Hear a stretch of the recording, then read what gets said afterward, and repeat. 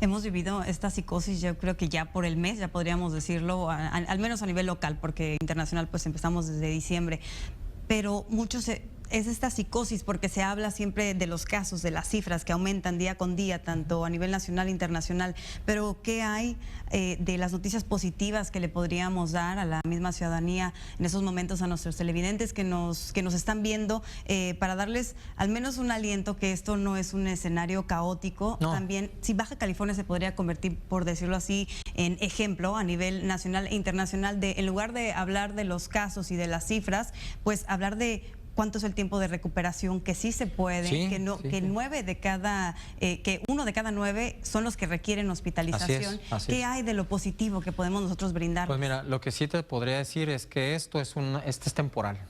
Después de que pase esta pandemia, después de que pase la ola del COVID, vamos a regresar a hacer nuestras actividades cotidianas, normales. Este es un reset para el mundo en el que valoramos qué es lo que hemos estado haciendo y qué es lo que no hemos hecho bien.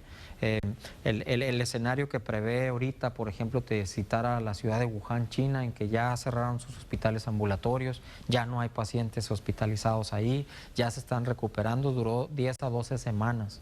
Entonces, después de ese tiempo, vamos a regresar a hacer la vida normal. Lo que sí tenemos que hacer ahorita es tomar esto como un análisis, una retrospectiva y preguntarnos, oye, ¿cuántas veces me lavaba las manos, no? ¿Cuántas veces estuve en contacto con una persona que estuvo tosiendo y como que de todas maneras la saludaba, ¿no? Esto se nos va a quedar probablemente. Exactamente, esta es una experiencia del mundo entero, y la evidencia de que sí se acaba es que ya hay más de 60,000 pacientes dados de alta sanos en China. Esos son los números de los que también deberíamos de hablar para, pues, al menos calmar esta psicosis colectiva que nos tiene en una depresión a todos. Sí, y no hay motivo de saberlo, ¿eh? El comercio va a continuar, la vida va a continuar, todo lo que hagamos ahorita o dejemos de hacer, lo vamos a ver en retrospectiva y vamos a decir, híjole, a lo mejor no tenía que haber hecho eso, ¿no? A lo mejor no tenía que haberme, que el miedo o la mala información tomara mis decisiones. En la Secretaría de Salud, por eso nos ves muy tranquilos, sabemos lo que estamos haciendo, tenemos desde enero planeándolo y lo vamos a hacer. Usted se refiere de no hay medicamento hasta el momento, pero sí han exhortado a no tomar ciertos medicamentos. ¿Por qué? Mira, los medicamentos que de repente la gran mayoría de la población utiliza para cuadros gripales, virales, son antibióticos. Pues de entrada te digo, los antibióticos no funcionan para absolutamente nada cuando estás hablando de virus. Los antibióticos funcionan para un proceso infeccioso bacteriano. El COVID-2019 es un agente viral ya demostrado, es un virus. Un antibiótico no funciona. Y China, Italia, Francia, Alemania, España y los mismos Estados Unidos y aquí en México, hay estudios de investigación en relación a cuál es el tratamiento más efectivo en contra del COVID-2019. Desafortunadamente a la fecha no se ha demostrado que un medicamento específicamente o una combinación de medicamentos son efectivos. Sí, hay estudios que se están realizando en Francia específicamente, otros en Italia, en el que han demostrado que una combinación de 2 medicamentos les fue bien a los pacientes. Pero esos son estudios de una pequeña proporción de pacientes. 20 pacientes no es suficiente evidencia científica médica para poder determinar un tratamiento. Y quiero comentarte algo, todos los antibióticos, todos los medicamentos tienen un efecto secundario sobre el cuerpo. El tú medicarte en el supuesto de que eso va a mejorar una condición como el COVID-2019, puede ser que ese medicamento te cree un efecto secundario y empeore tu condición.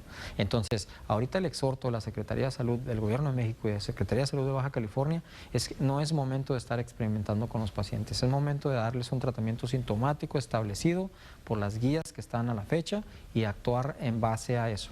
En cuanto a las pruebas, si una persona presenta estos síntomas, ustedes como autoridad, ¿a quién sí se le está realizando la prueba? ¿A dónde pueden acudir? Bien, las pruebas que estamos haciendo ahorita en la Secretaría de Salud se llaman PCR tiempo real de COVID-2019 en cadena RNA. Esas pruebas se hacen en el Laboratorio Estatal de Mexicali. Al inicio de esta pandemia se estaban haciendo en el INDRE. el Instituto Nacional de Desarrollo y Referencia. Ya el INDRE certificó a todos los laboratorios estatales de la Secretaría de Salud para que nosotros empecemos a realizar la prueba.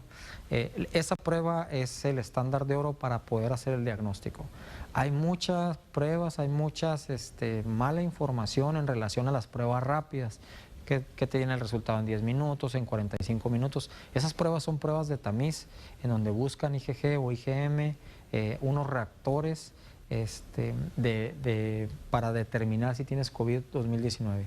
Esas pruebas no cumplen suficientemente los estándares de especificidad y sensibilidad que se requiere para poderte dar el diagnóstico. Lo que no queremos como Estado y como país es que yo te dé un falso negativo. ¿A qué me refiero con eso? Yo te diga, ¿sabes qué? Tú no tienes COVID-2019 y que tu carga viral, en el momento que yo te hice una prueba de sangre y la puse sobre un tamiz, una tirita, no fuera lo suficiente para que te diera positivo. Y al otro día sí la tienes y estás en la expectativa falsa que tienes, que tú no eres positiva, estás contaminando a otras personas. Entonces, por eso nos estamos guiando sobre la PCR, que es un estudio que se hace en un laboratorio formal. ¿Cuánto tarda este? El laboratorio de nosotros tarda 6 horas. En 6 horas tienes el resultado. Afortunadamente la Secretaría de Salud tiene esa disponibilidad. ¿Dónde lo puedes hacer o a quién se los estamos haciendo? Dependiendo de la definición operacional de caso sospechoso. Antes eran a todas las personas que habían viajado a países que tenían dispersión comunitaria activa con sintomatología. Ahora la definición operacional cambió. Ahora ya es a cualquier persona con síntomas de 7 días de los síntomas que previamente he descrito. Y se le va a hacer al 100% de los pacientes hospitalizados y a una muestra de los pacientes ambulatorios para saber en dónde estamos como país y como Estado. Te diría, ya hemos realizado más de 200 pruebas PCR a tiempo real en el Estado de Baja California y nos llegaron 1,500. Entonces, por pruebas no va a ser el tema de las pruebas, va a ser el tema de las pruebas a quién y cómo se las estamos haciendo. Y aprovechando ahorita que me preguntas en relación a la prueba, la Secretaría de Salud está buscando activamente laboratorios y hospitales que cumplan los criterios para poder hacer esa prueba a más gente. ¿Ya se sumaron algunos? De hecho, estamos hablando con algunos laboratorios, nada más tienen que cumplir 2 condiciones: que el INDRE, el Instituto Nacional de Diagnóstico y Referencia, los autorice y los certifique en base a las licencias de funcionamiento que tienen que tener, y 2, que la Secretaría de Salud vaya a ese laboratorio y que compruebe la competencia técnica que tienen para realizar la prueba.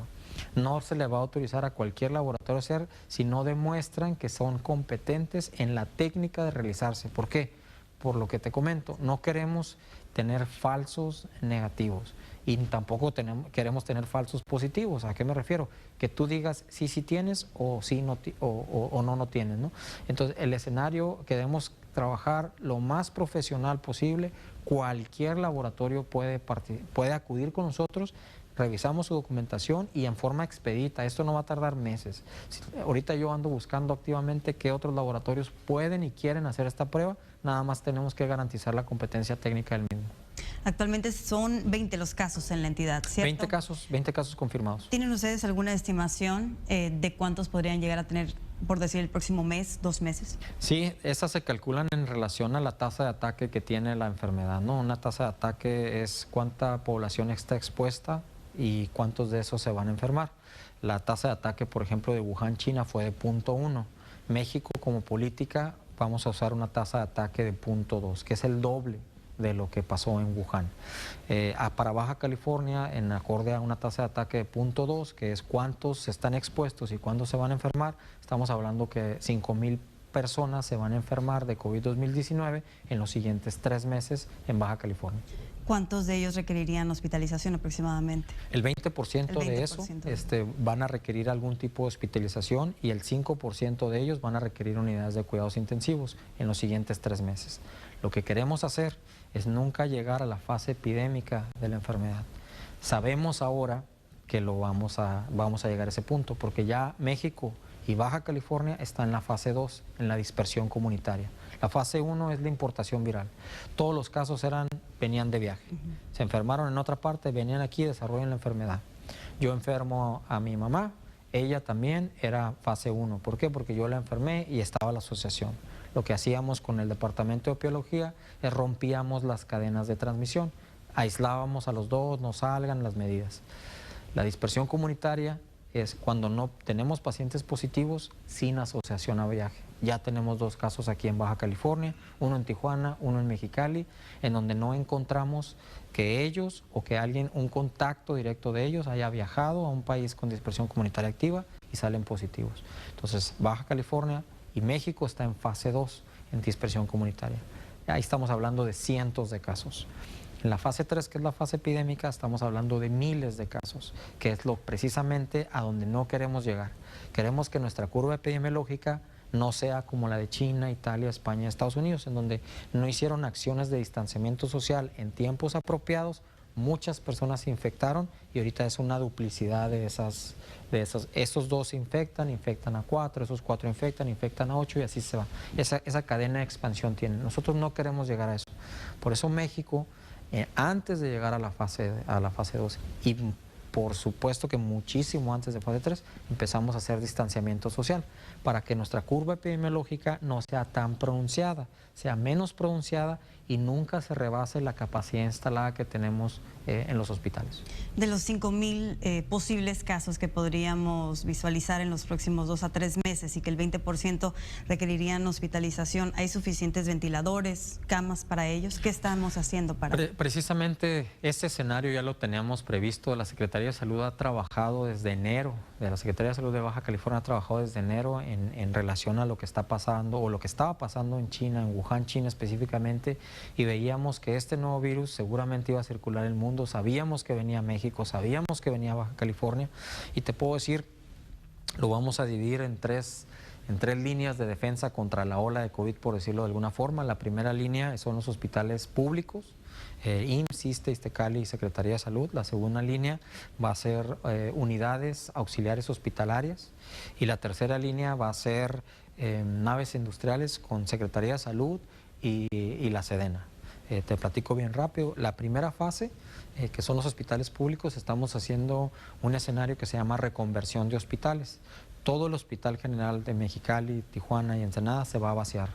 Ahorita por la mañana fui al Hospital General de Tijuana y solamente tienen 40 pacientes hospitalizados de un total de 293 camas sensables. ¿Cómo se llega a vaciar esos hospitales? ¿Cómo se logra detectar cuáles son los que pueden ir a sus hogares o a dónde son enviados? Y también sobre las consultas que no requerirían, las posponen. Así ¿Qué es, lo que requiere? La reconversión de hospitales habla cumpliendo la función de no conglomerar gente, no tener gente junta. ¿Por qué? Porque una de esas personas puede tener COVID y va a infectar a las demás. La reconversión de hospitales, las consultas externas, la consulta externa de especialidades, la subsecuente se le va a dar medicamento para 3 meses, la de primera vez se va a otorgar y se le va a dar medicamento para 3 meses. Las cirugías selectivas se posponen hasta que termine esta contingencia y los pacientes que no pudieron ser dados de alta se trasladan a hospitales que no son centros especializados de COVID. Entonces ahorita solamente nos quedan 43 pacientes que no son pacientes de COVID. ¿Para qué? Para habilitar pisos enteros para pacientes con COVID. Entonces ahorita yo te podría decir, yo tengo 253 camas disponibles en Tijuana listas para este tipo de pacientes. ¿Por qué? Porque tenemos que preparar las camas, porque tenemos que limpiar las camas, porque tenemos que limpiar los pisos, porque tenemos que habilitar los ventiladores. Tenemos 120 ventiladores. La proyección de pacientes que van a requerir ventilador son arriba de 200. Nos van a donar 40. La estancia de cada paciente en el hospital es de 14 a 17 días. Si todos los pacientes que se enferman a la misma vez, nos van a rebasar la capacidad instalada.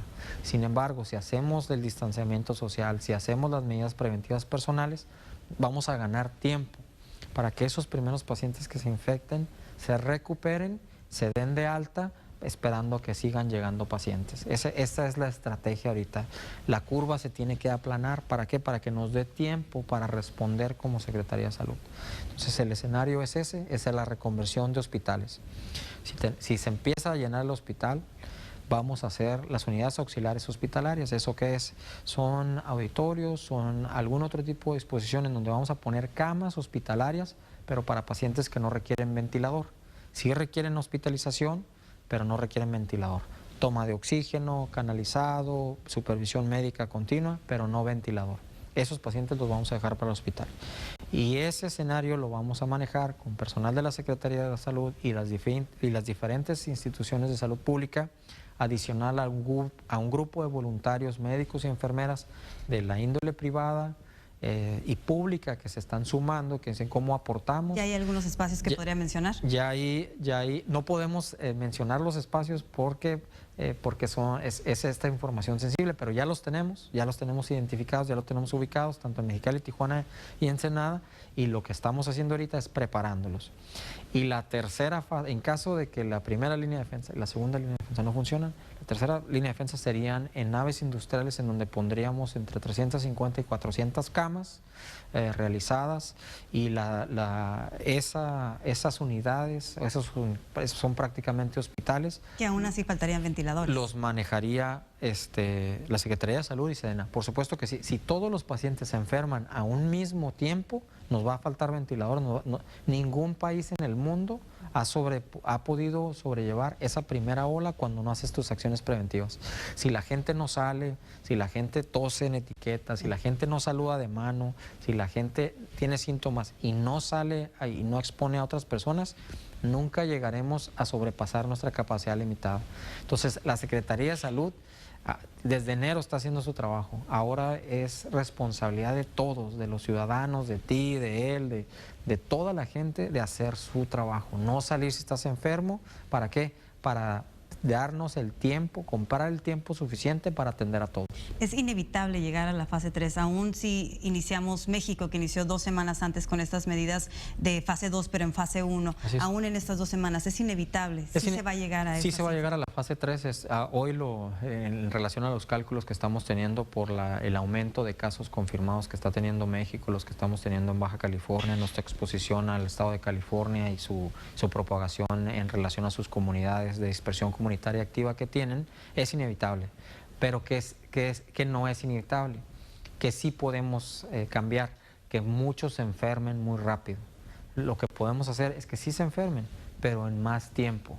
Y eso ganamos tiempo para que los servicios de salud atiendan a los pacientes, para que ellos se recuperen. La estrategia, a grosso modo, es mucha gente se recupere rápido, cree anticuerpos y deje de transmitir la enfermedad.